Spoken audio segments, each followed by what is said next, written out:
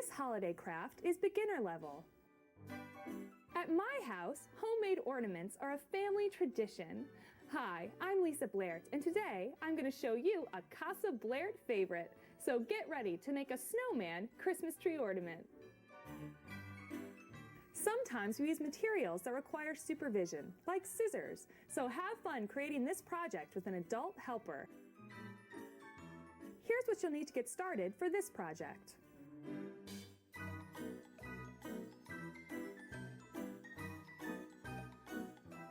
To print out a list of supplies and step-by-step instructions for this holiday craft project, please visit www.activitytv.tv. This frosty ornament won't melt when the weather gets warm. Nope, it will last forever. So let's get started. To begin, I'm going to take a wooden skewer and I'm going to pierce the largest styrofoam ball that I have.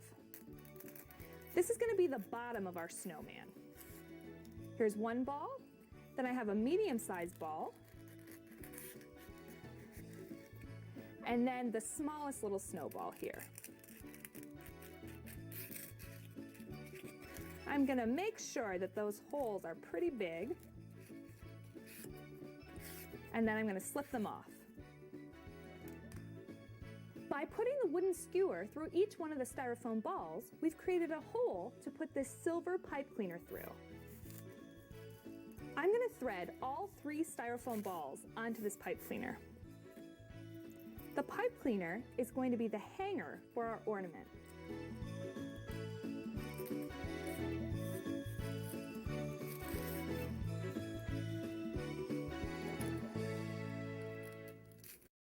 Now that I have all 3 styrofoam balls on my pipe cleaner, I'm going to ball up one end, just like this. That'll keep the styrofoam balls from falling off the bottom. For the top of the hanger, take the other half of the pipe cleaner and bend it into a loop. Give this free end a little twist to secure it.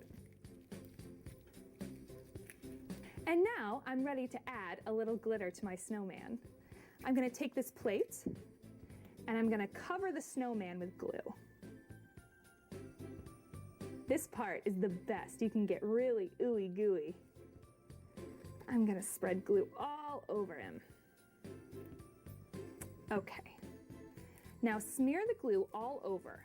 We need these styrofoam balls really gooey.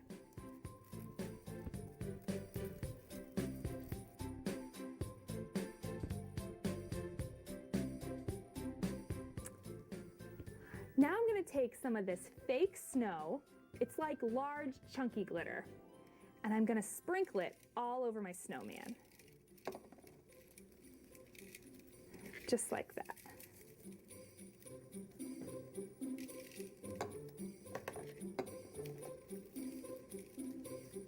There we go.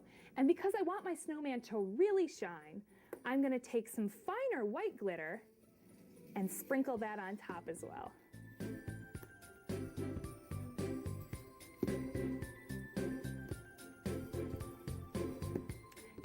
Now I'm going to set the snowman aside to dry for about 20 minutes.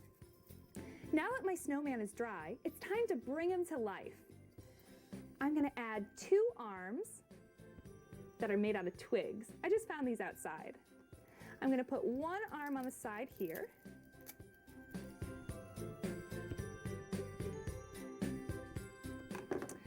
Okay, now that my arms are in, it's time to add a nose. I'm going to create a nose using an orange pipe cleaner. Cut your pipe cleaner to about 1/2 inch. Fold over the end to make it look kind of like a carrot and stick the nose right into his face. Just like that. Now that I have my nose on, it's time to make the eyes and mouth. For the eyes and mouth, we're going to be using these peppercorns. If you don't have peppercorns, you could use a black marker or black paint. Dab a little bit of glue on the back of each peppercorn and place them on the snowman's face.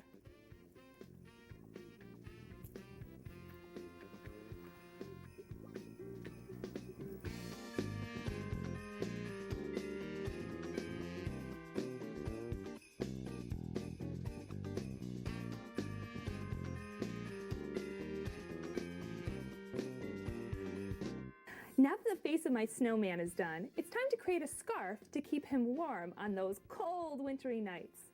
To do that, we're going to use blue felt. Cut a small, thin strip of blue felt.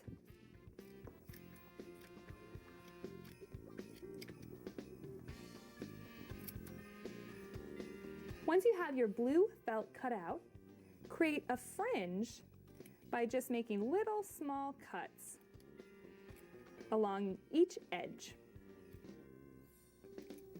There's one side. There. Now let's glue the scarf on.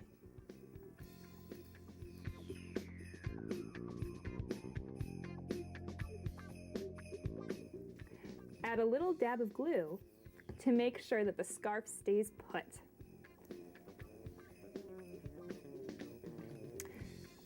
Press the scarf into the glue, set him aside to dry for about 20 minutes, and then he's ready to hang on your Christmas tree. Isn't he cute? I hope you had a great time joining me today. I'm Lisa. Have a happy holiday, and I'll see you next time. Want to continue the fun? Well, there's always more cool activities to check out on our website. Just visit www.activitytv.tv.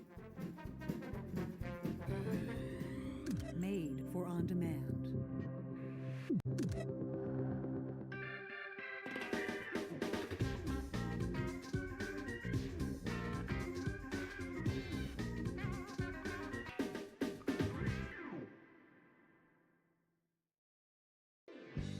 This recipe is beginner level.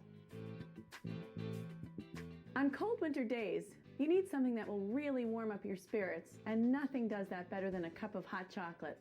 Hi, I'm Carrie Shankweiler, and in a moment I'm going to show you how to make this tasty treat. Sometimes we cook on a stovetop or use tools that can be harmful, like a knife, so make sure you have an adult around to cook with you. Here are the ingredients you'll need to get started.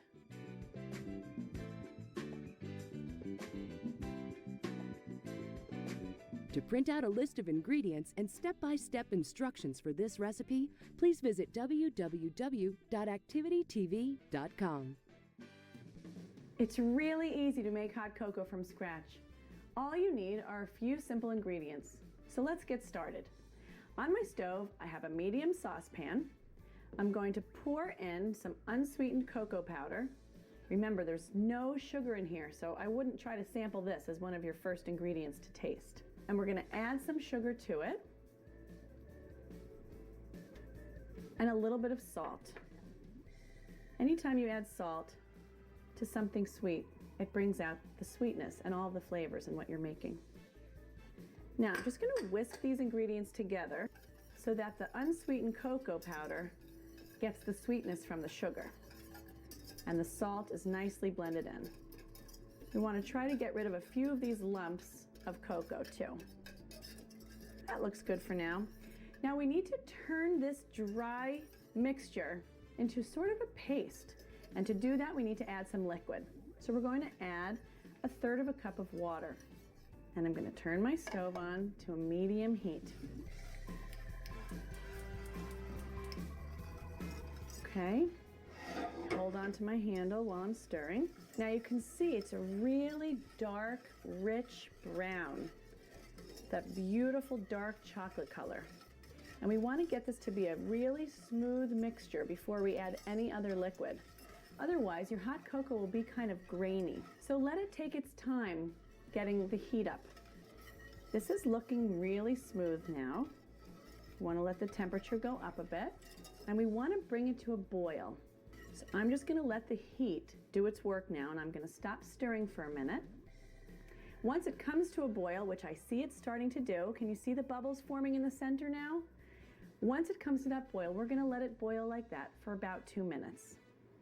Okay, my chocolate mixture has been boiling for about 2 minutes, and now it's time to add the milk. I'm going to reduce the temperature to a medium-low and start to add the milk. Now, as you add the milk, you want to stir it constantly. I'm going to add the milk gradually, stirring constantly. Now, watch what happens. The color of the chocolate is going to change and look much more familiar to you to be that paler, beautiful, creamy chocolate color that you're used to on a cold day when you're having hot cocoa. Doesn't it look pretty? You can still see the dark chocolate on the outer edge because I haven't finished mixing it in yet. Okay, let's set this aside. Now you don't want to let the milk come to a boil or it will form a little skin on the top of your hot cocoa.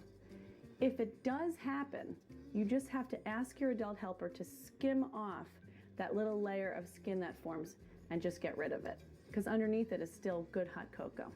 Now you can see that this is starting to look more familiar, more of what you're used to. Okay, this looks beautiful. Here comes the vanilla, just for a little hit of added flavor. Perfect. Just a little, that's all you need. All right, now all of my ingredients are in. It's all ready, but it's nice when it's a little bit foamy, right? So I'm gonna whisk this rather quickly just to get the foam going. So then you've got creamy and foamy hot cocoa. You see the bubbles coming? When you use a tool like a whisk, what you're doing is putting air into the mixture. That's what these bubbles are. Okay, my hot cocoa is nice and foamy, and it's time to put it in a big mug. Okay, let's set this aside. I'm gonna ladle some right into my mug.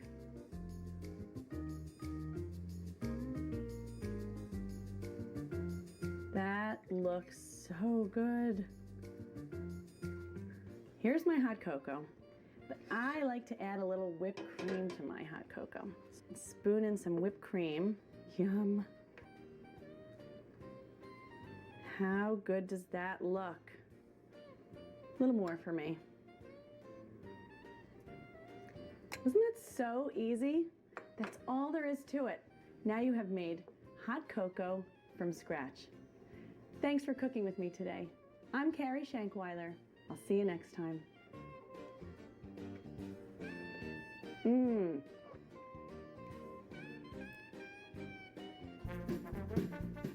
Want to continue the fun? Well, there's always more cool activities to check out on our website. Just visit www.activitytv.com. Made for on demand.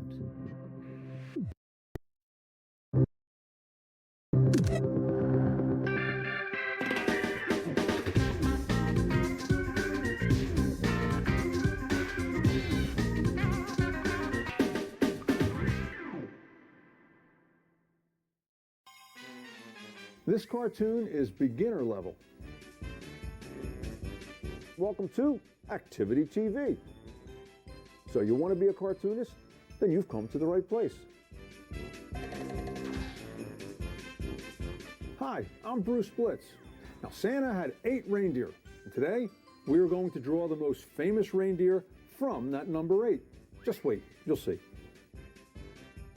Here are the art supplies you'll need to get started.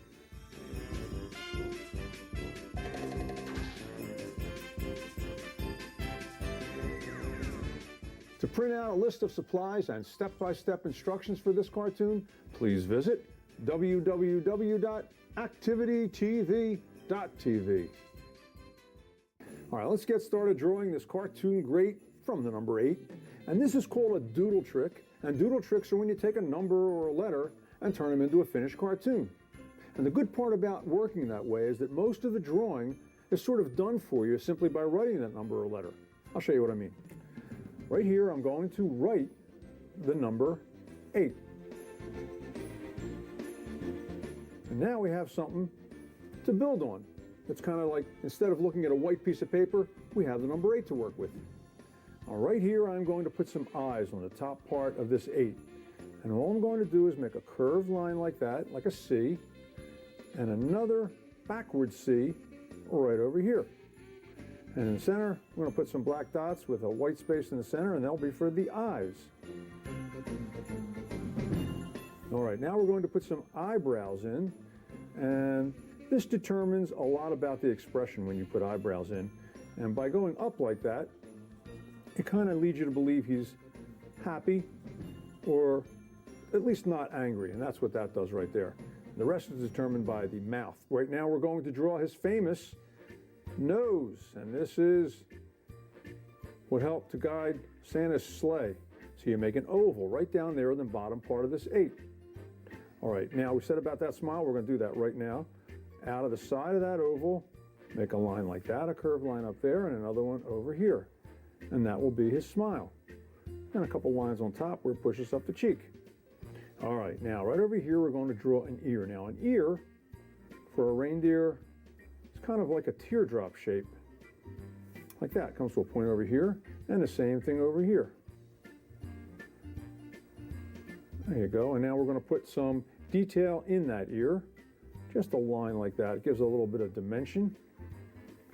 All right, now that we got the basic face drawn from number 8, let's add antlers.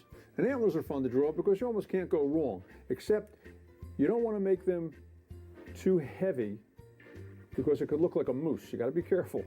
But if you keep them thin like this and kind of really wiggle them around a little bit, it will look like antlers for a reindeer. And that's coming out very well. I'll come back and around, and there you have it.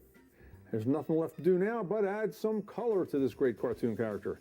And I'm going to use a little brown for his face, and I'm using chalks, and you can use crayons, color pencils, whatever you like. It's your cartoon world. And by laying it on its side like this, which you can do with crayons by taking that paper off, you cover a lot of ground, plus you get a nice flowing look to your color. See how that just kind of glides on and looks real good. And I'm going to do the same thing down here in the bottom part of the 8. And I'm going to stop where that oval is for his nose.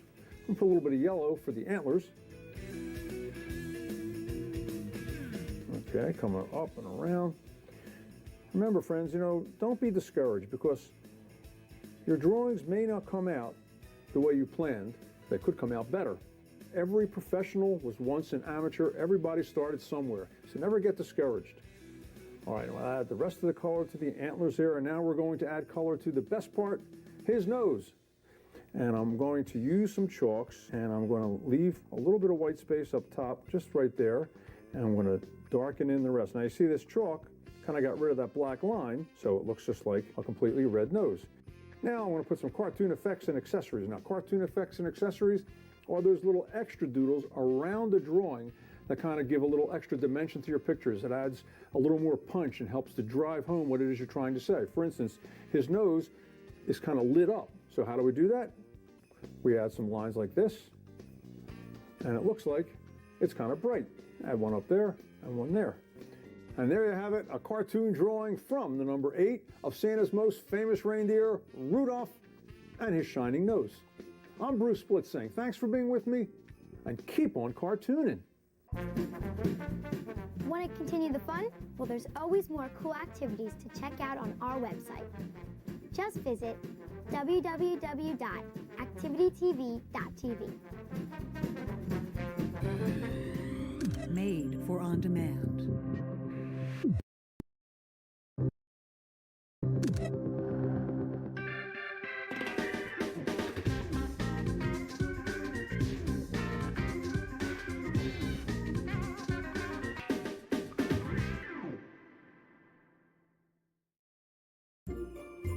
This recipe is intermediate level. Are you bored of the same old holiday cookies? Well then stick around because I have a fabulous recipe to show you. Hi, I'm Carrie Shankweiler, and today Cranberry Pistachio Icebox cookies are on the menu. Sometimes we cook on a stovetop or use tools that can be harmful, like a knife. So make sure you have an adult around to cook with you. Here are the ingredients you'll need to get started.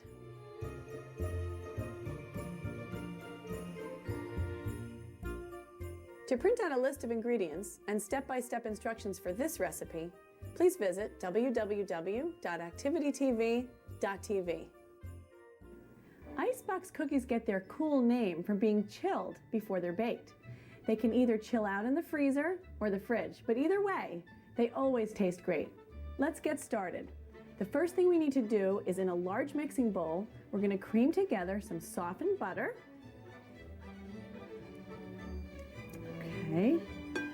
Always make sure that the butter is nice and soft at room temperature or it won't mix in properly. We're going to add some granulated sugar and some orange zest for a really nice citrus flavor. That's good.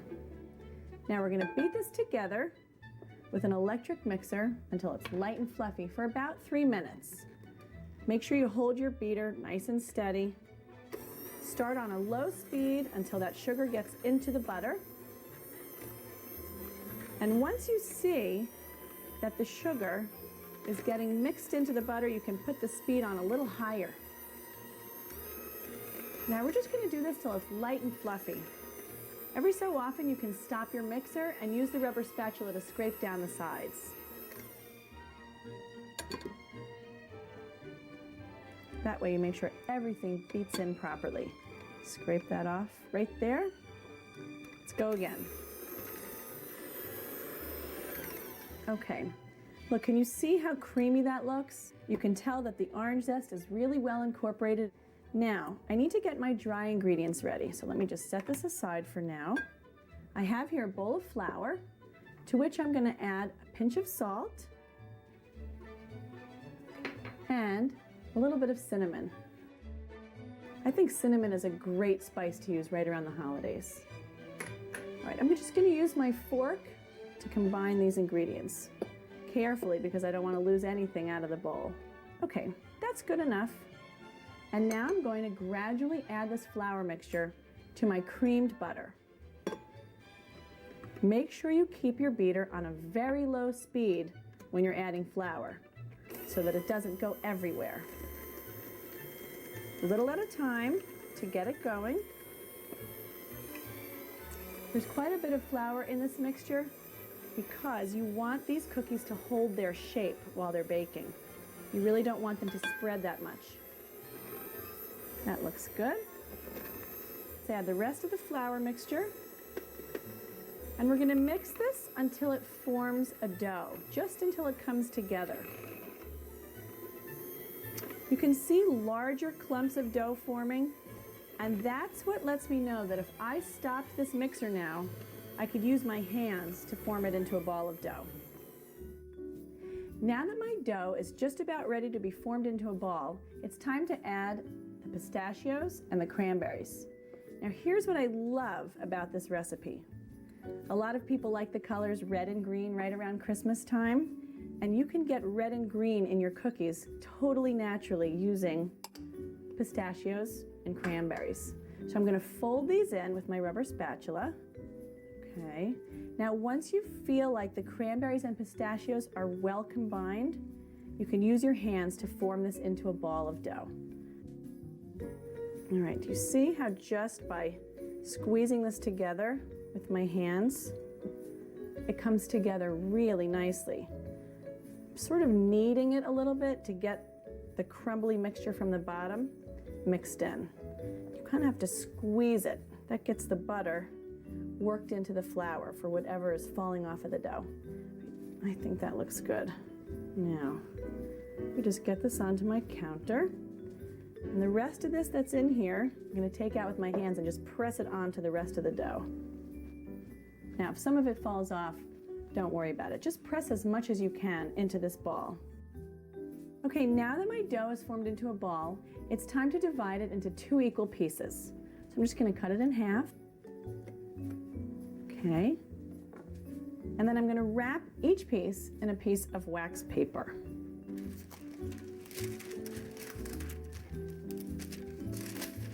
Now, start to press this into a log, and then just roll it up in wax paper, like this. Try to keep it smooth if you can. Okay, then you're going to make some nice flat edges just by pushing down. You can tap it on the counter and tap the side, tap the other side, and smooth it along with your hands. You want this log of dough to be even all the way across so that your cookies will wind up being all the same size. So that looks good. I'm just going to tuck these ends under. You can flatten the very edges. Okay, this one's ready. Let me wrap up the other one, and then they'll both be ready for the fridge.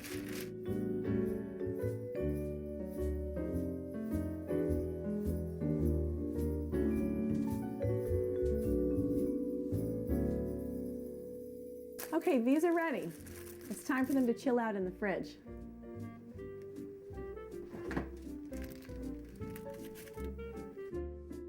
Okay, my dough has been chilling for about 2 hours in the fridge, so it's time to make my cookies. Now I'm only going to make one batch of dough, so I'm only using one of the logs. I left the other one in the fridge, which is so great because if I have company coming in a couple of days, I can just take it out and make my cookies fresh for them. So for now, we're just making this one batch. So you open it up. Okay, now we need to make what's called an egg wash for these. It's going to help my sugar stick to them. So I'm going to crack an egg. Nails and knuckles touching.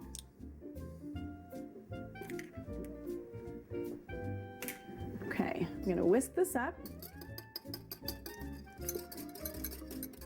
An egg wash is really helpful when you're making cookies if you want a topping to stick to your dough, or if you want the surface of your cookies to look shiny after they're baked.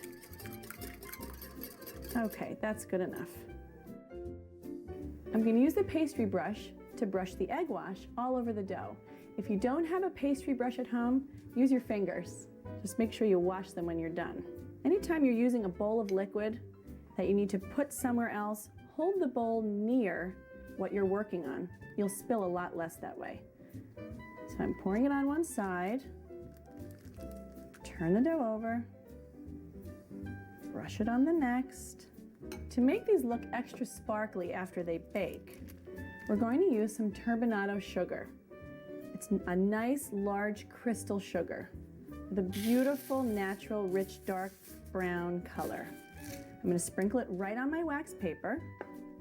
Then I'm going to pick up the dough and press it into the sugar on all sides.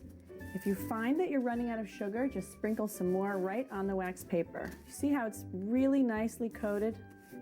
You just want a beautiful thin coating on all sides. If you feel like it's not sticking enough, just brush it with a little more egg wash. Now it's time to slice these into cookies. So I have a cookie sheet. It's lined with parchment paper so that the cookies don't stick to the pan. If you don't have parchment paper, use a piece of foil. Now I'm using a sharp knife, and anytime you use a sharp knife, please make sure that the flat side of the knife is facing the ceiling. Okay, now starting on one end of your log of dough, you're going to cut slices about 1/8 of an inch thick. Now the very first one you slice is not going to be exactly the same size as the others. And if that bothers you, just put it off to the side and bake it later for your own treat.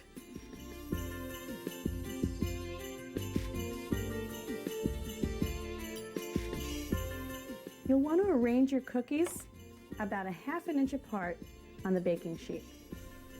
Okay, that's about all I can fit on this one sheet. So I'm going to bake these in a 350-degree oven until they're golden, about 15 to 18 minutes.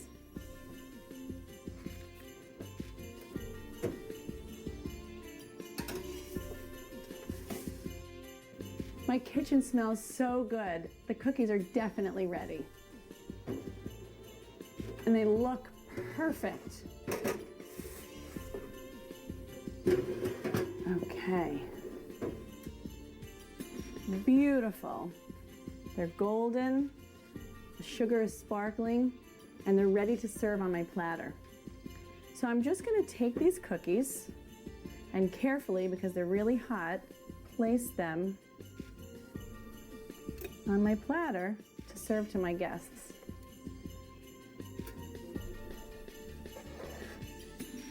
Cranberry pistachio cookies are one of the most beautiful cookies that you can serve during the holidays. Thanks for cooking with me today. I'm Carrie Shankweiler. See you next time.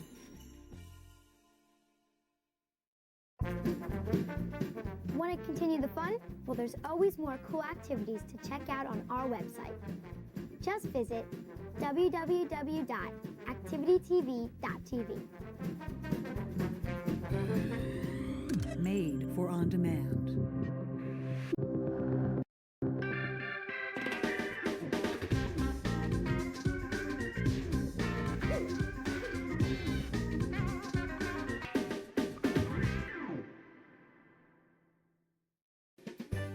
This puppet is intermediate level.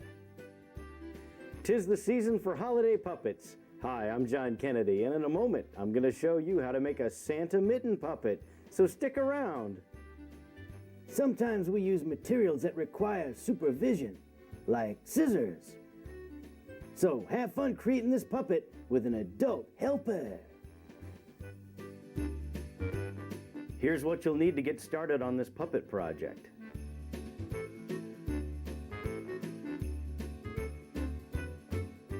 To print out a list of supplies and step-by-step instructions for this puppet, please visit www.activitytv.tv.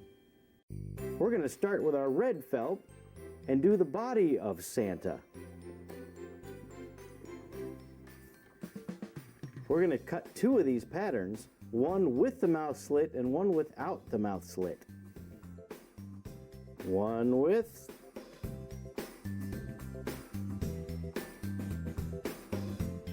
one without. Go ahead and cut them out. If you cut inside the black lines, your finished puppet won't have any marks on it.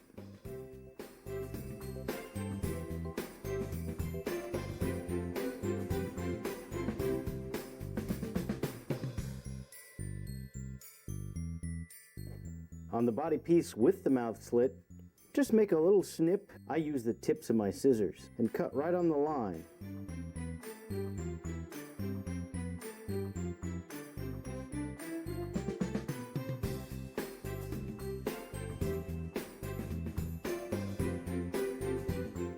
Now the one without the mouth slit.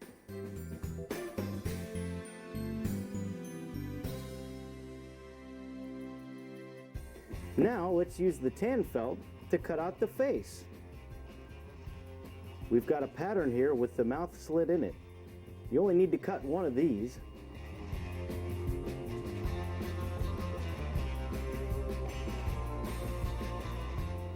And cut that out.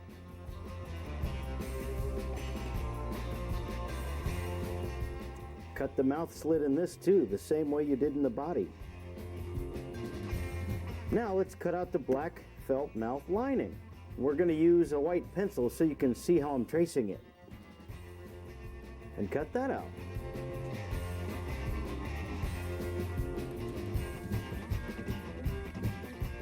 Also with the black felt, you can cut a strip for the belt.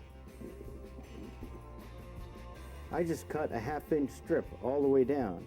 We'll cut it to fit later. Now with your white felt, let's cut some more 1/2 inch strips for around the gloves and the top of the hat.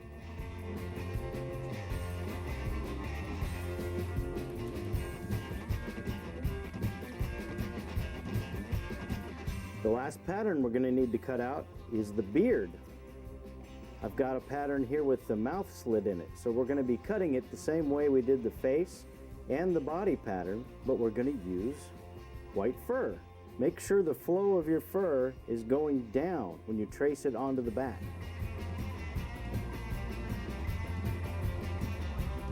I use the tips of my scissors to do this.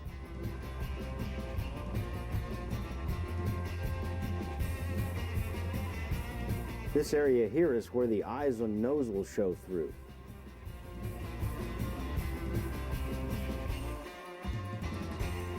And don't forget to snip out the mouth slit.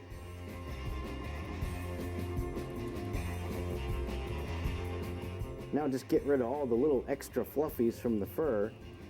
And see, the flow of the fur goes down. Now that I've cut out all my patterns, it's time to put the face onto the body. So let's take the front piece with the slit, the red felt body piece, lay it face up, take our tan felt face piece with the slit in it. We're going to line up the slit and glue the face on, making sure not to glue the mouth closed. You want to make sure that both mouth slits flap and open just like that. So let's glue it down. If you glue a little bit at a time, you can line it up perfectly. Now let's flip it over and glue on the black felt mouth liner. Line it up perfectly with the bottom lip. Now your thumb is going to go inside of this, so we're going to create a pocket with glue. So glue on the outside edge only of the bottom lip, and attach the black mouth liner to that. Now do the same thing to the bottom half. Put a line of glue on the black felt just on the edge.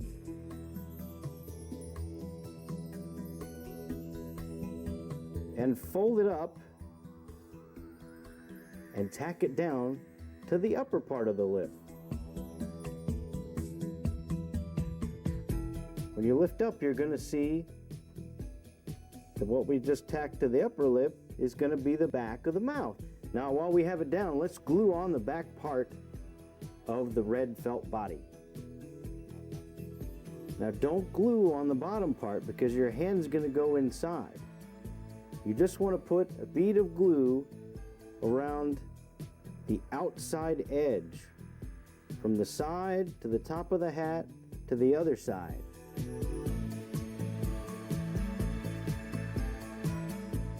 Now let's turn it over and start to decorate the face. Let's take our fur and line up the mouth slits so that the mouth will open, and glue around the top of the face, the mustache,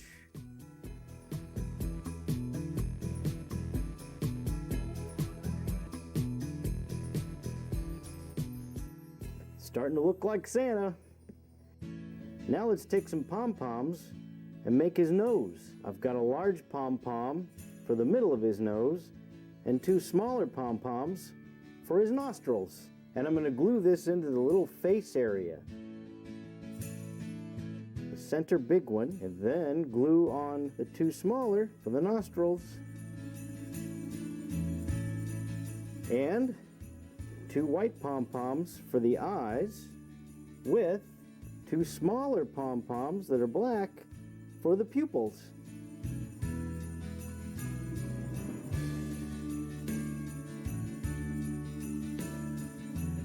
You only need a little bit of glue for the pupils. And finally, a big pom-pom for the top of his hat.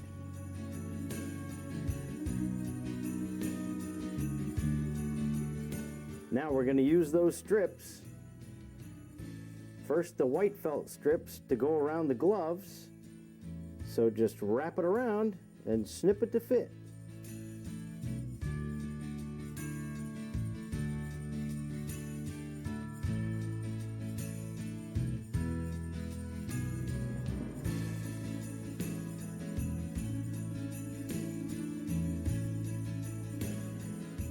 I'm also going to put a strip of white felt down the front of his shirt and cut it so it fits at the bottom.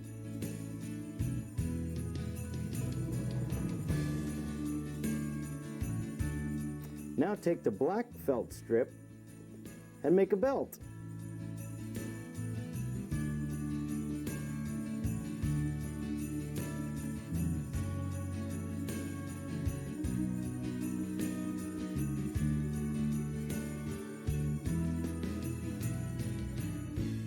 Now, I'm going to take a little bit of yellow felt and make a buckle. Just cut a square slightly bigger than the width of your black belt, and then cut a smaller square out inside of it.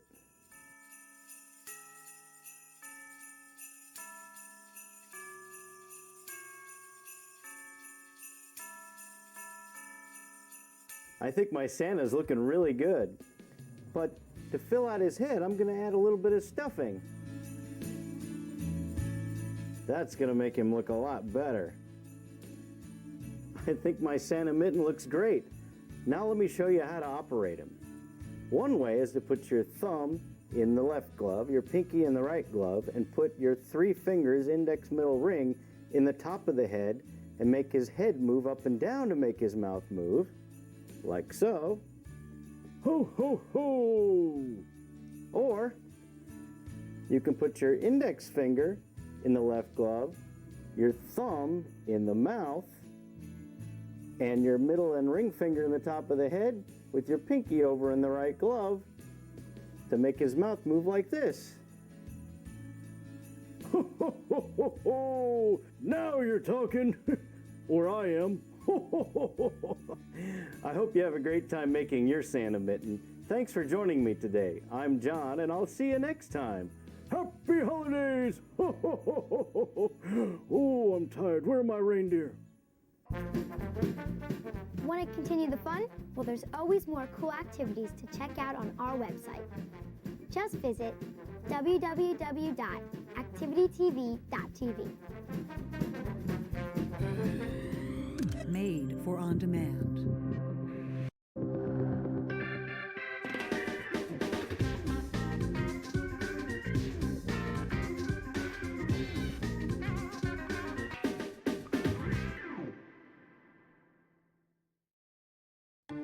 This holiday craft is intermediate level. Get ready to make a no-bake gingerbread house. Hi, I'm Lisa Blair, and in a moment, I'm going to show you how to knock out a traditional-looking gingerbread house in under an hour, so stick around. Sometimes we use materials that require supervision, like scissors, so have fun creating this project with an adult helper. Here's what you'll need to get started for this project.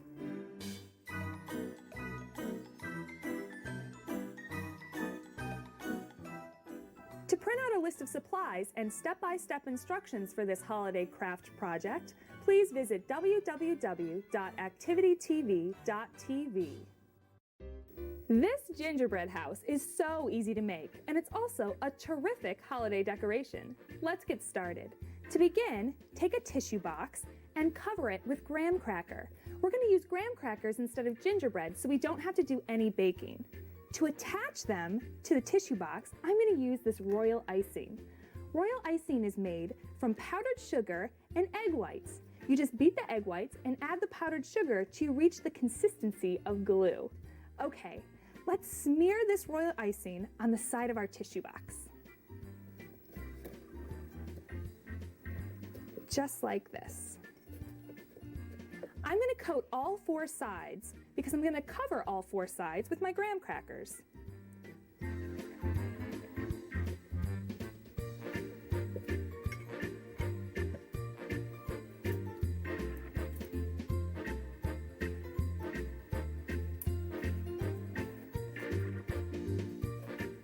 Now actually, I'm going to put a little on the top as well because we're going to cover the top with graham crackers too. So you want all of your bases covered here.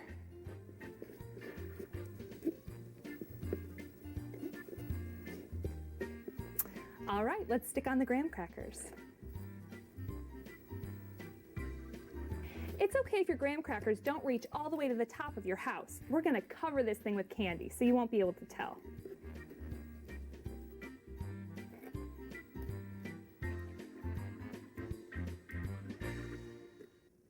Okay, let's put 2 more on the top. Now that I have all my graham crackers stuck on, I'm going to set it aside to set up so those graham crackers are really stuck on. In the meantime, I'm going to take a white piece of paper and 4 graham crackers, and I'm going to make the roof. Take your 4 graham crackers and some royal icing and coat along the inside. Then just stick these together. I'm going to do the same with the other side.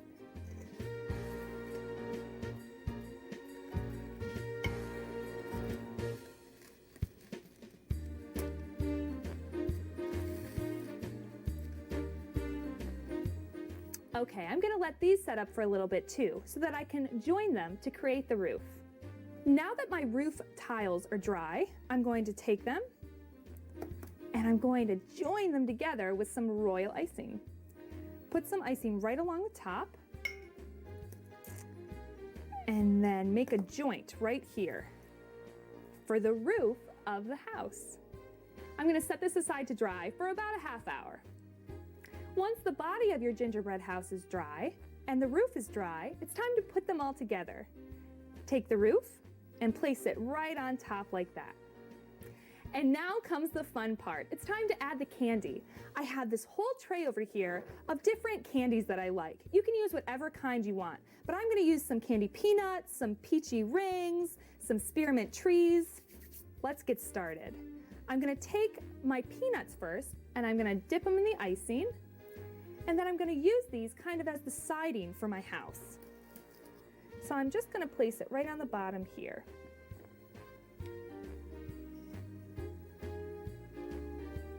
I'm going to make 2 rows of these all the way up the sides.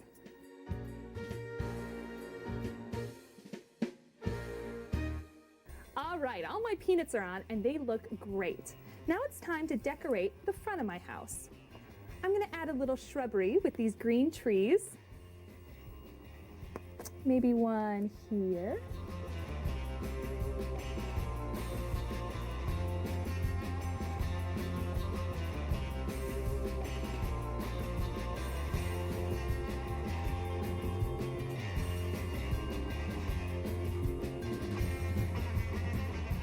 And now for the door.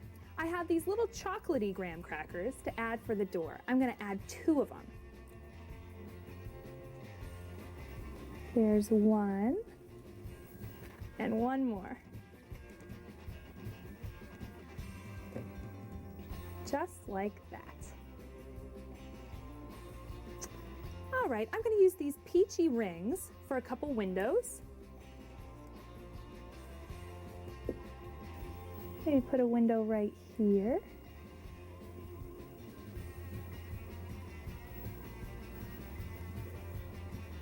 And another window right here.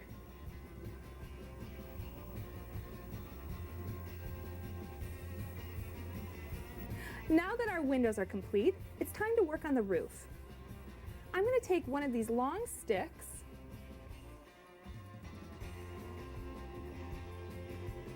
and I'm going to cover up this hole right at the base of our roof, right there. That fits perfectly. Now we're going to cover the roof with a thin coat of royal icing and sprinkle it with some coconut snow.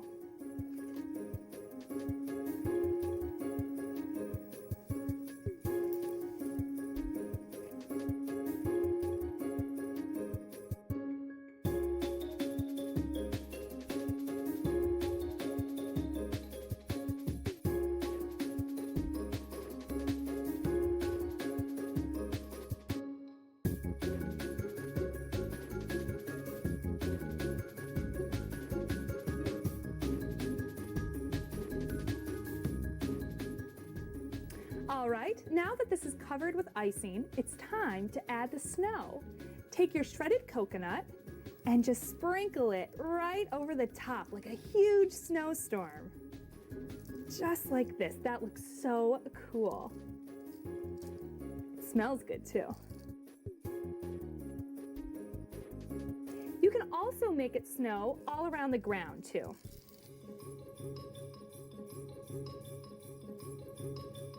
Once your snowstorm is complete, your gingerbread house is done. I hope you had a great time joining me today. I'm Lisa, have a happy holiday, and I'll see you next time. Want to continue the fun? Well, there's always more cool activities to check out on our website.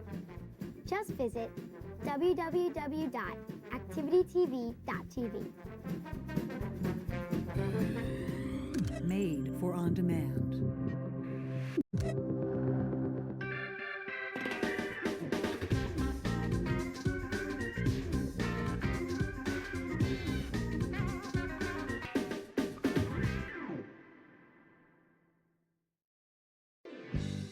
This recipe is intermediate level. Chilly weather reminds me of some of my favorite things. snuggling, snow, and delicious warm desserts. Hi, I'm Carrie Shankweiler, and today I'm going to show you how to make a cold weather favorite, apple crisp with vanilla ice cream. Sometimes we cook on a stovetop or use tools that can be harmful, like a knife. So make sure you have an adult around to cook with you. Here are the ingredients you'll need to get started.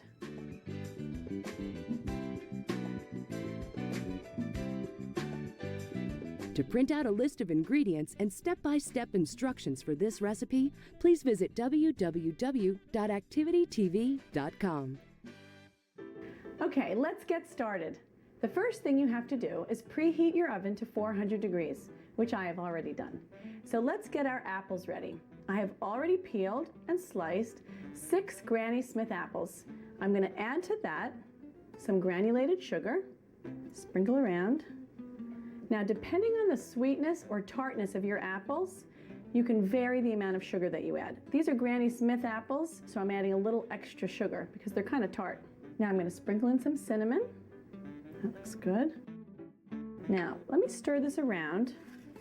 The next thing I'm going to add is some flour. The reason why you add flour when you're making an apple crisp is because while the apples are in the oven, they release a lot of juice, and the flour is going to help keep that juice thick so it's not too oozy. So let me add the flour now, and we're going to toss it well. Okay, sprinkle it all around. All right, I don't like to dump the flour right in because it makes it harder to coat all of the apples. So let's give this a couple of stirs so that all of the apples are well coated. Make sure you get all the way down to the bottom of your bowl. Now it's okay if you still see some of the flour before you pour your apples into the dish. You just want most of it to be blended in. I think that looks just fine. So I have a casserole dish that I've already greased with butter. So I'm going to pour my apples right into the dish.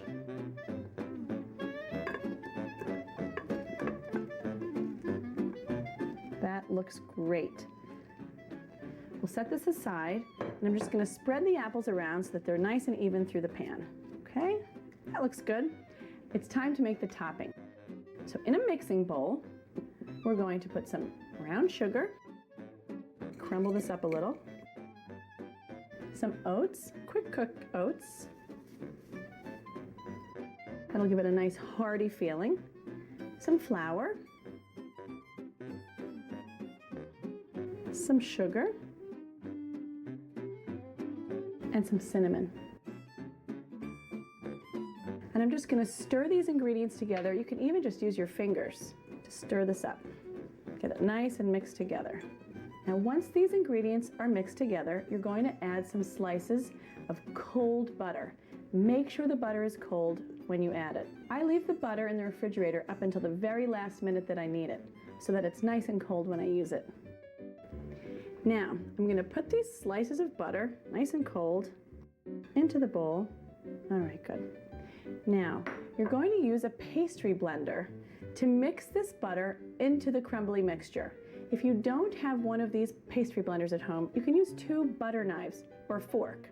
You don't want to use your fingers though, because the warmth of your hands will make this butter too warm. So you just start to incorporate this butter into the oats and sugar. If you find that the butter is sticking to your pastry blender, just push it out with your fingers. Try really hard not to handle it too much so the butter stays cold. And you just work it with little twists. You can see that I'm pushing down and then twisting. Okay, my crumbly mixture is just right, so it's time to sprinkle it all over the apples. All right, here we go.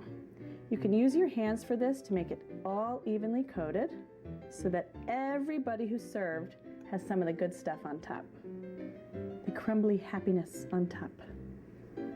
Sprinkle it around. Oh, this is going to be so good served with vanilla ice cream. All right, just pour on the rest. Now, I'm going to bake this in the oven at 350 degrees for about 35 to 40 minutes until it's nice and golden, and you'll start to see the apples bubbling right around the edges.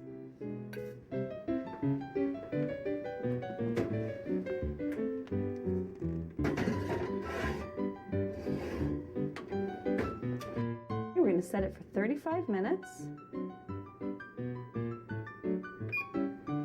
And we're going to wait until it's ready. Something smells so good. My apple crisp is ready. Oh, that's perfect.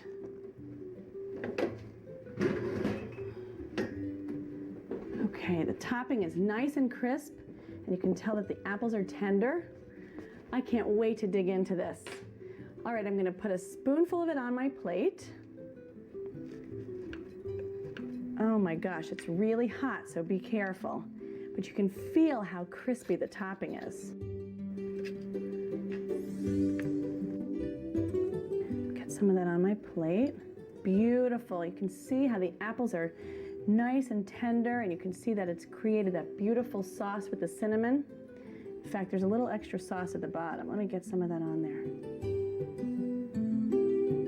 And some vanilla ice cream. This is my favorite part. Spoon it right on the side. Of course, you could use whipped cream if you'd like, but I love to eat mine with ice cream. Okay, I can't wait to dig into this. This is the perfect treat for a cold day. Thanks for cooking with me today. I'm Carrie Shankweiler. See you next time.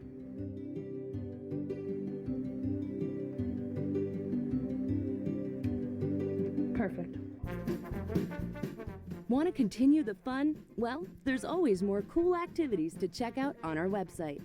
Just visit www.activitytv.com. Made for on demand.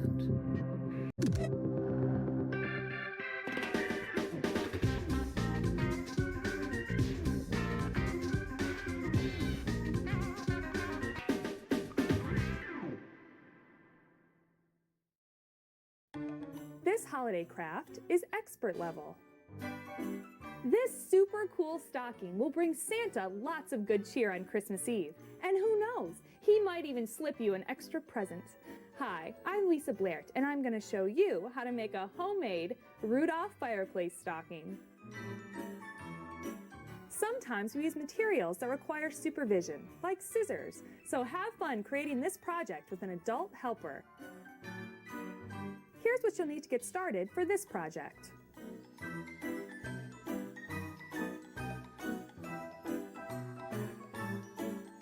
To print out a list of supplies and step-by-step instructions for this holiday craft project, please visit www.activitytv.tv.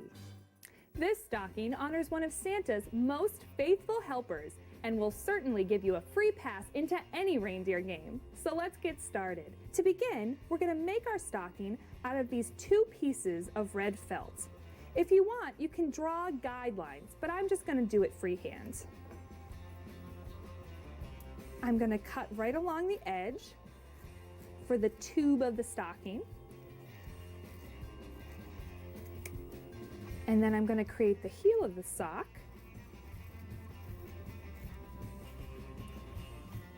Just like this. I'm cutting both pieces of felt at the same time, so both sides of my stocking will be the same size.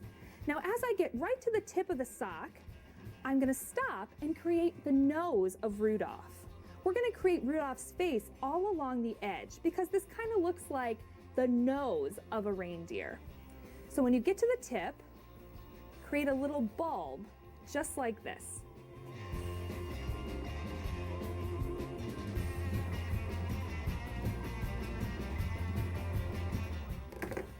Okay, now glue the 2 sides together. Make sure you cover the entire outline of your stocking with glue so your presents don't fall out. But just to make sure Santa has a place to stick the presents in, make sure not to glue the top.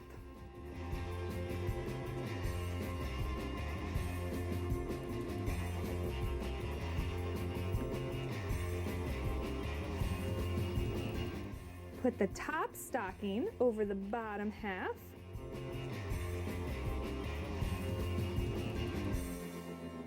Now it's time to decorate the stocking.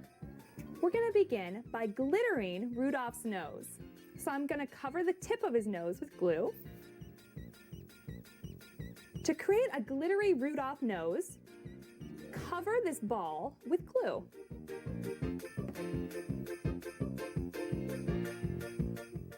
It's okay if you get some glue on the face of the Rudolph, because we're going to cover that part with brown felt. Now take some red glitter and sprinkle it all over. Now that Rudolph's nose is dry, it's time to create his face. To do that, we're going to use brown felt. I'm going to take a brown piece of felt and glue it onto the base of my stocking. You can smear this in with your finger. I'm going to go right along the outside too to really make sure this felt gets stuck on. Okay. Place the brown felt right over the top and press down. Now turn the stocking over and trim along the edge.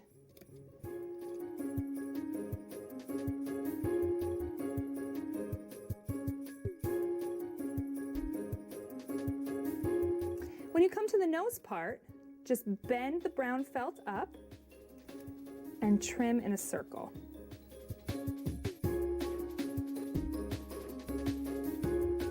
And same for this triangular part. We're just going to round this off.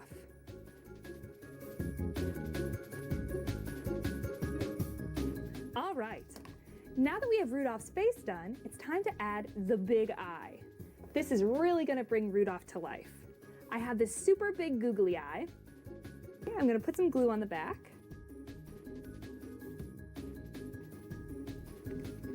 And I'm going to place it right here. Now I'm going to make Rudolph's ear. To do that, take a piece of scrap brown felt and cut a square. Then just round off 2 of the corners of the square. So you should have kind of a football shape. Now I'm going to curl 2 sides in so it looks kind of like a leaf. And I'm going to glue it right next to his eye. Take your glue and put a little dab of it here. And then put a little dab on the inside so that the ear will remain curled up. Okay, now that Rudolph's ear is done, it's time to create the antlers. To do that, I'm going to use this stiff white felt. I'm going to cut it into a more manageable size. And then just freehand some antlers.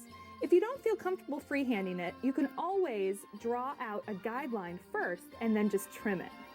I'm just going to create some squiggly lines for my antlers, just like that.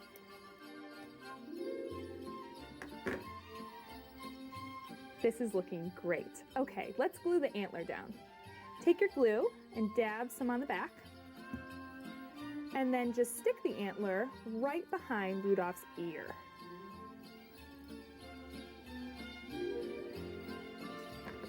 From the scrap of this white felt, we're also going to create Rudolph's grin.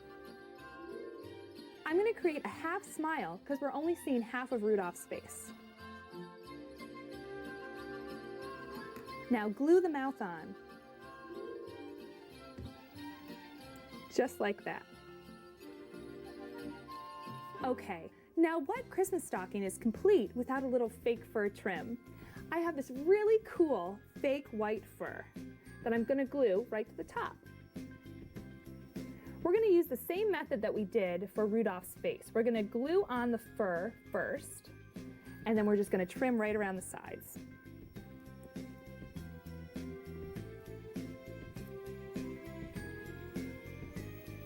Press that down so it's nice and stuck, and then flip Rudolph over and trim all along the sides.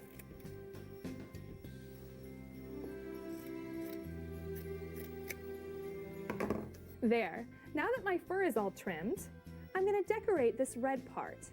I have these pre-cut sticky snowflakes that I found at my craft store. But if you don't have these, you could just use some glitter paint or some regular paint and paint on some snowflakes.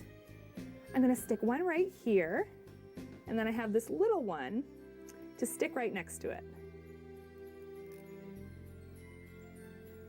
There we go, this is looking great.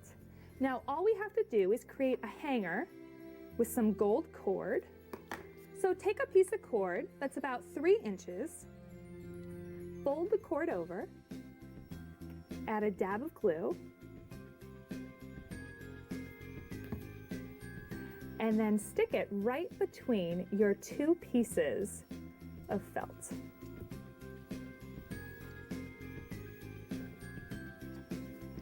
Set the whole stocking aside to dry for about 20 minutes, and you're ready to hang it on the fireplace. I hope you had a great time joining me today. I'm Lisa, have a happy holiday, and I'll see you next time. Want to continue the fun? Well, there's always more cool activities to check out on our website. Just visit www.activitytv.tv. Made for on demand.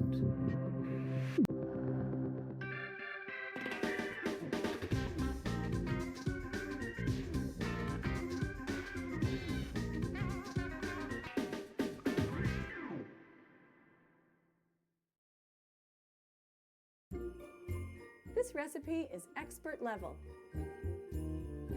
You'll definitely spread some Christmas cheer with this delicious recipe. Hi, I'm Carrie Shankweiler, and in a moment, I'm going to show you how to make creamy chocolate fudge. Sometimes we cook on a stovetop or use tools that can be harmful, like a knife. So make sure you have an adult around to cook with you. Here are the ingredients you'll need to get started.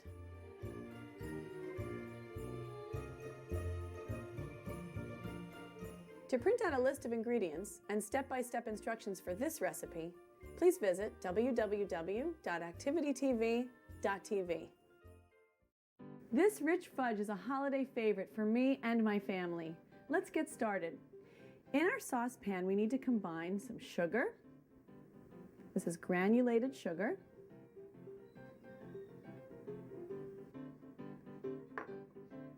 Some evaporated milk.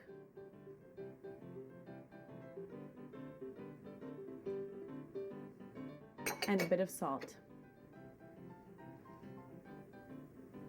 Okay, now we're going to turn the stove on to a medium-high heat. And we're going to stir it so that the sugar is dissolved. Let me just get this started, letting the sugar start to dissolve, and then I will assemble the other ingredients. Okay, that's good. We'll let that heat up for a couple of minutes. Now, in a mixing bowl, we're going to combine some mini marshmallows. Okay, some semi-sweet chocolate chips. This is going to be really good.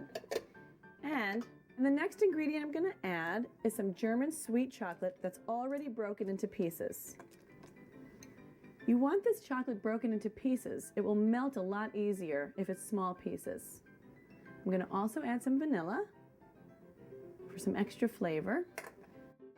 Now, while this liquid is getting hot, you want to make sure that all of the sugar is dissolved before you take it off the heat. You're going to want this mixture to come to a boil so that it's hot enough to melt all of the chocolate in your bowl.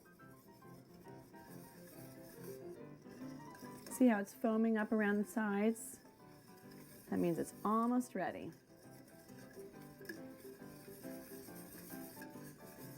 Okay, now that our mixture is boiling, I've reduced the heat to low, and we're going to let it simmer for 6 minutes, stirring constantly.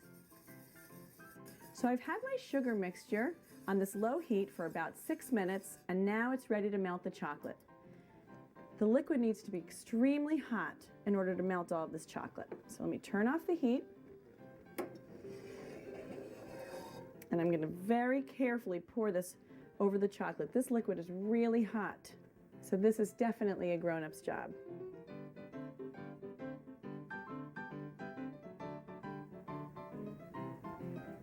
Okay,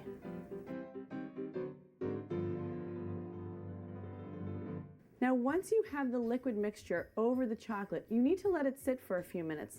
That will let all of the chocolate start to melt. So the hot liquid is doing all the work now, so we can just let it sit. It looks like my chocolate is ready to be stirred. It's been sitting for about 3 minutes. And now I'm going to mix it up until it's all creamy and well blended. All right, you see how that chocolate is melting? That comes from all of that heated liquid. So we're just going to stir this around until it's smooth. If you have a few little lumps of marshmallows left in there, I would leave them. That would be really fun to bite into. You just want all the chocolate to be melted.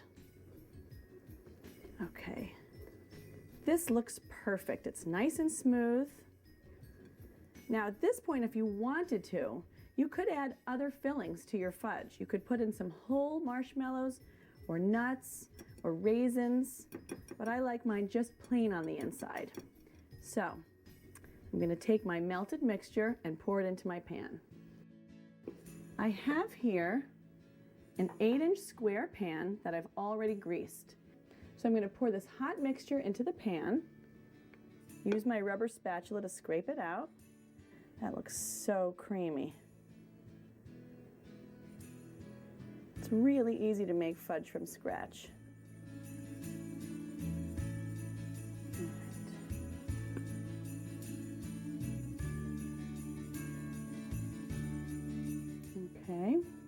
Okay, now that the fudge mixture is in the pan, I'm going to spread it around nice and evenly with my rubber spatula, getting it all the way to the corners. Okay, that looks good. And now I'm going to sprinkle some chocolate chips all over the top. That'll look really pretty when it's done. And some chopped pecans. Just going to sprinkle them with my hand. Makes it look really pretty, adds some nice texture to the fudge. Okay, you could even sprinkle some extra little marshmallows on top if you wanted, but I like mine like this. Okay, this fudge is ready to refrigerate. I'm going to put it in the refrigerator and chill it until it's firm. Okay, my fudge has been chilling for about 2 hours now, and it's time to cut it into squares. This is a great recipe because you can actually serve it on a platter for your guests right away, or you can cut it up and put it in pretty cellophane bags and give it as a gift. So let me just cut this up. Oh, this is perfect. It's nice and firm, so it won't stick to the cellophane bags when I go to wrap it up. I'm going to cut it into fourths because I think the fudge should be in small pieces. So it's a really rich and creamy dessert.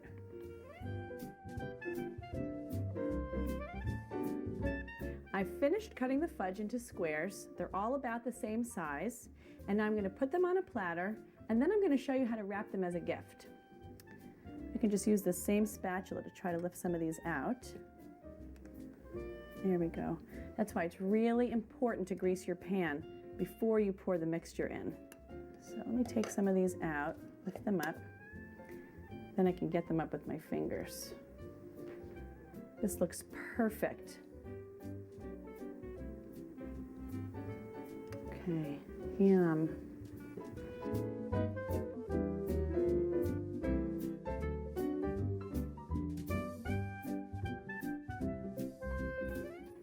So we have this beautiful platter here, and I'm going to use the rest of this fudge, and I'm going to show you how to turn it into a gift.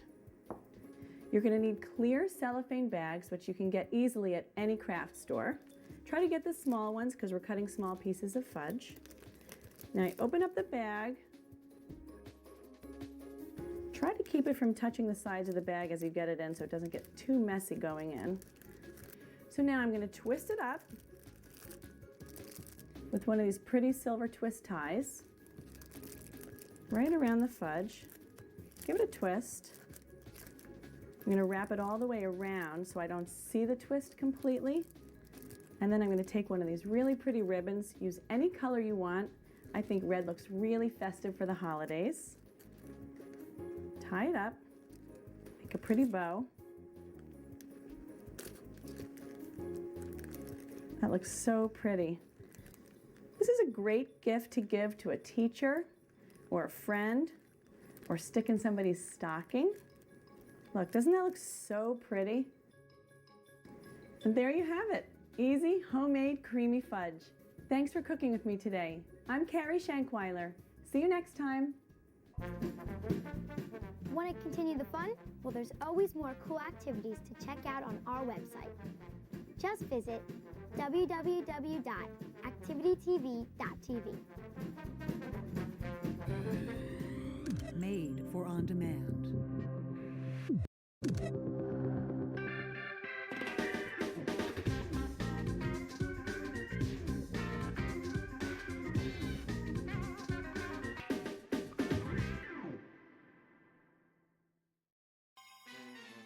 This cartoon is expert level. Welcome to Activity TV. So you want to be a cartoonist? Then you've come to the right place. Hi, I'm Bruce Blitz.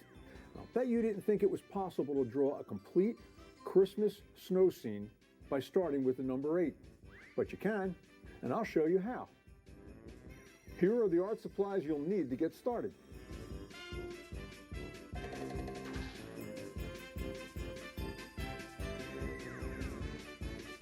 To print out a list of supplies and step-by-step instructions for this cartoon, please visit www.activitytv.tv.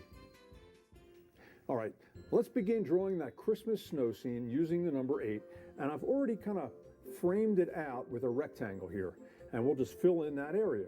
And I'm going to start with the number 8 right about here.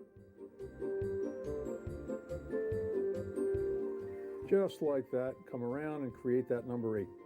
All right, now over here we're going to make this a snowman. So we're going to put in his head right on top, which is nothing more than like a circle that comes around to that top of the number 8. All right, now let's see, let's put his hat in, which is a line across the top, maybe a little curl on the end there, and then his hat, kind of a top hat, and come back. And we're going to put a line in the center like that because we're going to create kind of a highlight or a shine. So we'll darken in this side and we'll darken in that side, and that will be his hat. All right, now let's see, for his nose, well, you can use a carrot. So we'll draw a side V the other way, and we'll close it up, and we'll add some detail, and we'll carrot nose. And let's see, his eyes are made of coal, so we'll just put black dots, and the same for his mouth. And let's see, his buttons, also coal. Let's go all the way down like that. All right, what else? Well, he could be wearing a scarf. So let's just put a little line like this coming out and some detail, like the fringe from the scarf like that. Maybe another part of the scarf that wrapped around his head coming out this way. And again, some fringe. What else? Well, he could have straw for hair. So let's put some loose lines coming from underneath that hat and going right over the snowman's face. Well, I know what else we can do. We can have sticks for his hands that you put in the side of the snow, and then on the end you can put mittens. Same thing over here. All right, now let's put some shadows while we're at it down here. It looks like he's planted on the ground instead of floating in the air like that. Now what we're going to do is we're going to add some elements to this to create the scene. And I'm going to make a tree in the foreground. Now, when I say the foreground, I'm going to use a little bit of a heavier line to make it look like it's closer to the viewer's eye. So I'm going to come up from the bottom, and I'm going to make that line a little jagged because it's the bark of the tree. And you want to get character to trees when you're drawing them. That line right there will serve as the right side of the tree. Now, up top, we're going to start and get wider as we go, and then kind of go out this way. Doesn't really much matter which directions you take with a tree because all trees have all different kinds of shapes and character to them. And now I'm putting some lines within that shape that are much lighter in value. They're not quite as dark as the line we started with. And that will be for the texture of the bark. And after we have that, we can put some lines going this way, and it kind of indicates that it's got some bumpiness and roundness to the tree. See how that works? And right about here, I'm going to put a big black dot and some swirls around it like it's a knothole. All right, now we're going to put the snowman on like a mountain of snow. Now watch what I do. I'm going to put my pen right here, about a third of the way up from the whole rectangle, and I'm going to stop when I get to the snowman, and I'm going to continue over here like it went behind, come around and go to that side of the rectangle. All right, now over here we're going to put a house, a couple of vertical lines. I'm going to build this house, maybe one back here. All right, now we're going to put the roof on it, and we're not going to make it 2 lines because don't forget this is a snow scene, and we want to have snow on the top of this roof, almost like a marshmallow topping. We'll come up and we come down like this, and you can wiggle that line a little bit because snow isn't perfectly straight or smooth. It's kind of fluffy. And let's put some detail on the house, like a door, some windows.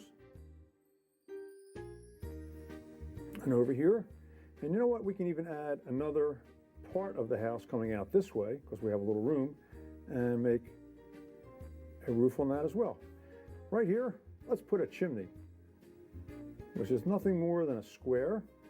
And we kind of add a back to it, give it a 3-dimensional look. And what comes out of a chimney? Smoke, of course. And all you need to do that is make some fluffy lines, and you can make them a little smaller as they get to the top. All right, let's see what else we can do. Well, I'll tell you, let's put a road coming from the front door of this house past the snowman.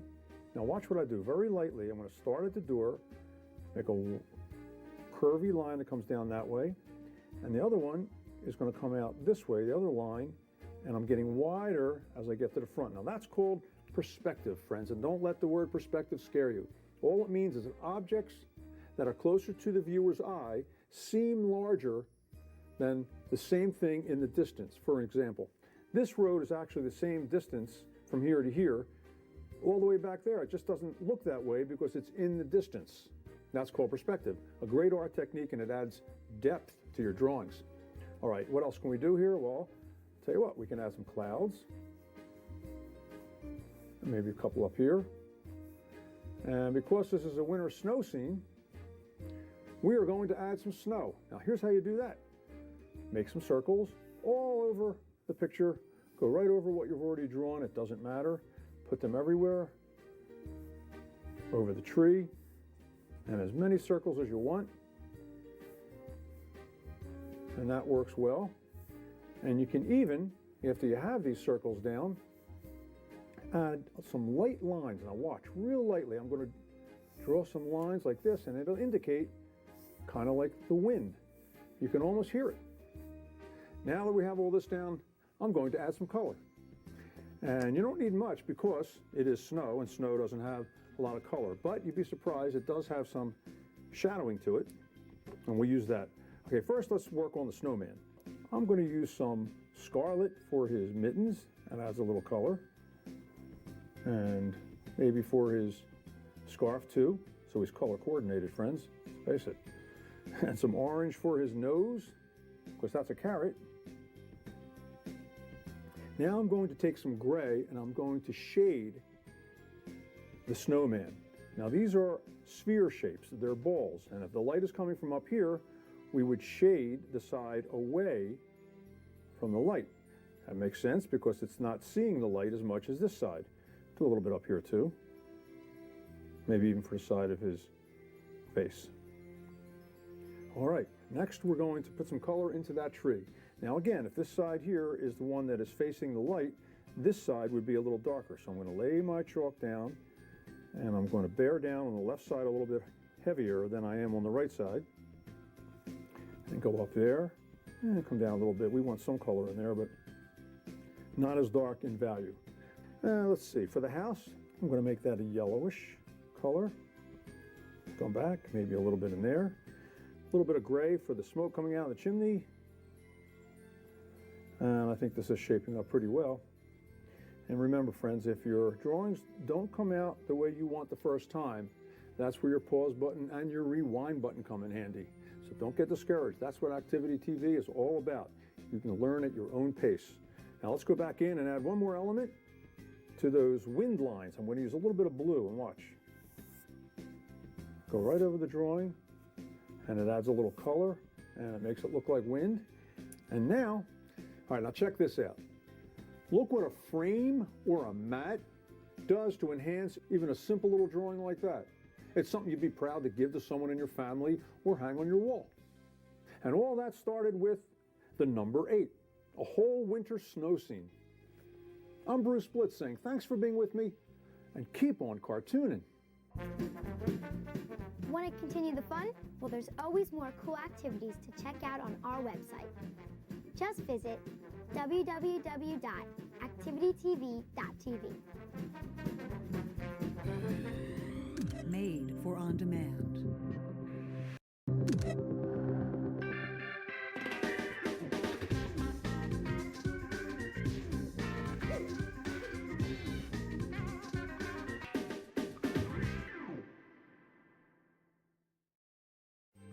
This puppet is expert level. If you want to make a great holiday puppet, then stick around. Hi, I'm John Kennedy, and in a moment, I'm going to show you how to make a rod-and-reel rodent. Sometimes we use materials that require supervision, like scissors. So have fun creating this puppet with an adult helper. Here's what you'll need to get started on this puppet project.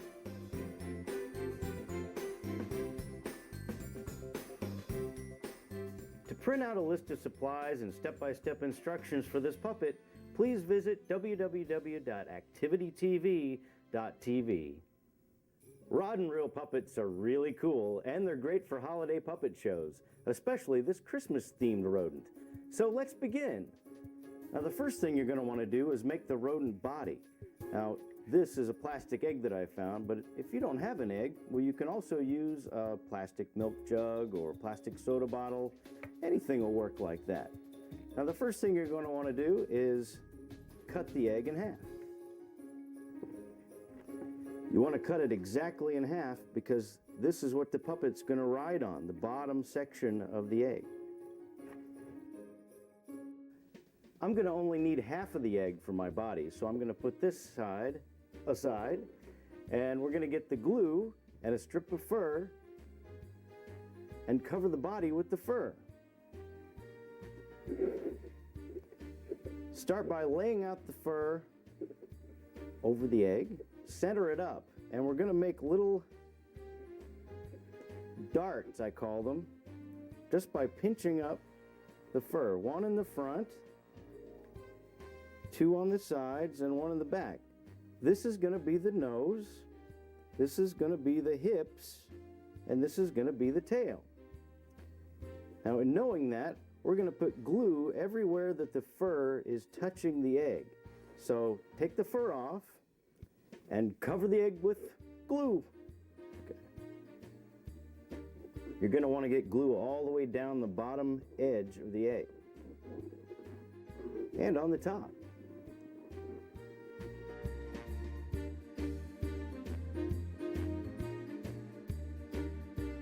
Now that you've got glue all over your egg, take the fur, and with the flow of the fur going back on the rodent,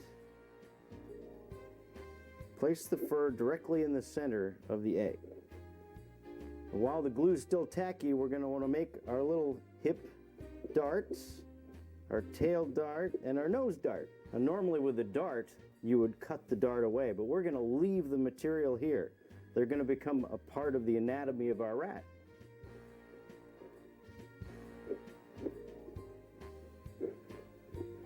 Once you've covered your egg with fur and made your darts, we're going to let the rodent dry for about a half an hour. For the next step, make sure the fur on the edge of the egg is firmly attached with glue. Then trim the excess fur away from the bottom of the egg.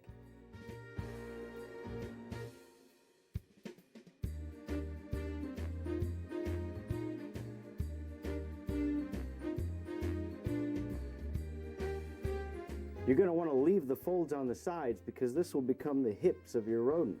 If you trim them away, you won't have any hips anymore. I'm also leaving the end because this is going to become part of the tail. And the front's going to become part of the nose. So the folds fit right into the anatomy.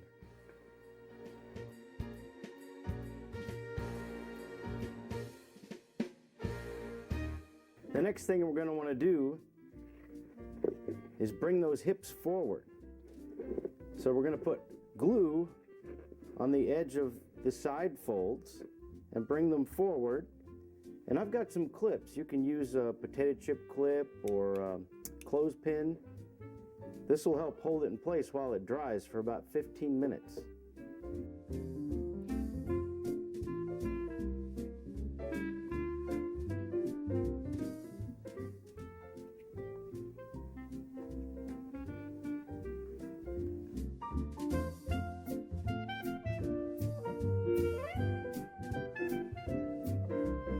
While the rodent's drying, we're going to put it aside here and do our ears and tail. First, trace 2 ears in tan sheet foam. Any size will work. Yeah, I like this size better. We're also going to make our big V-shaped tail. That's a long tail. Now we're going to cut them out.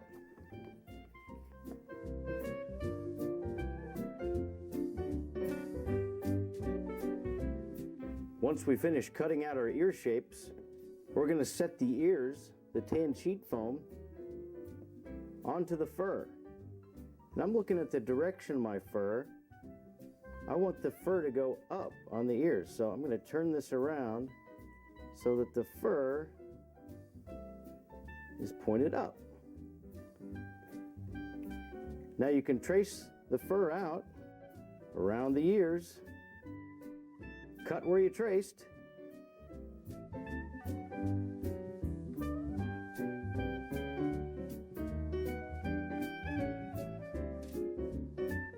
And then we're going to glue the fur onto the tan sheet foam ears. See how the fur is going up?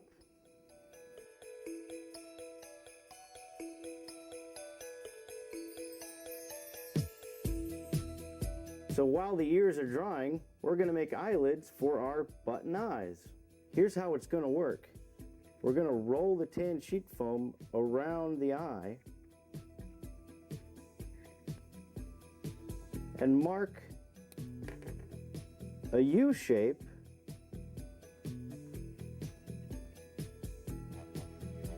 that goes from one side to the other on the button. Now we're going to cut that shape out and make a duplicate for the other button. So we'll have 2 eyelids and 2 eyes.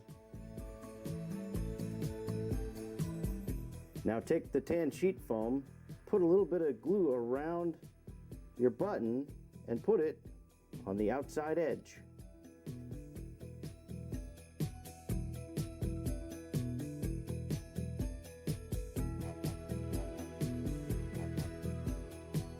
The next thing I'm going to do is glue together the tail.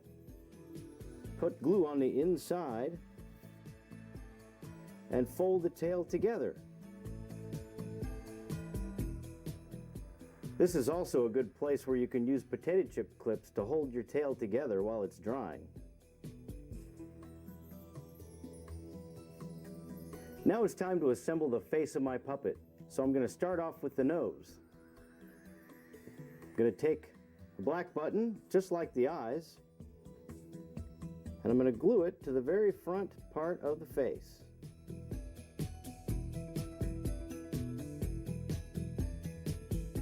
You'll also want to glue on your eyes. You'll want to line up the eyes close to the nose, so you'll have room for the ears.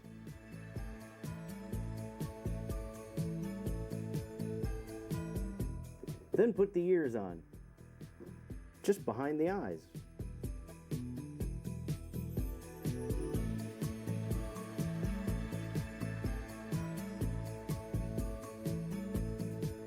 Now glue on the tail.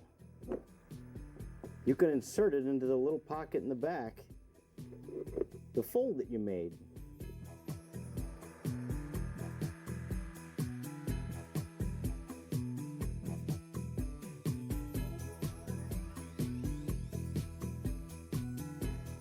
Now you can put a little bit of hair on the top. This gives him a little more character. For the hair, I'm just using a little piece of fake fur.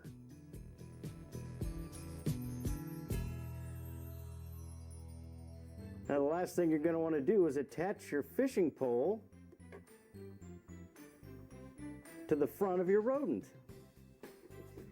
To do this, I use the tips of my scissors to snip through and make a little hole for my fishing line. Now just feed the fishing line through. And tie it off. Here's how you use your rod and reel rodent.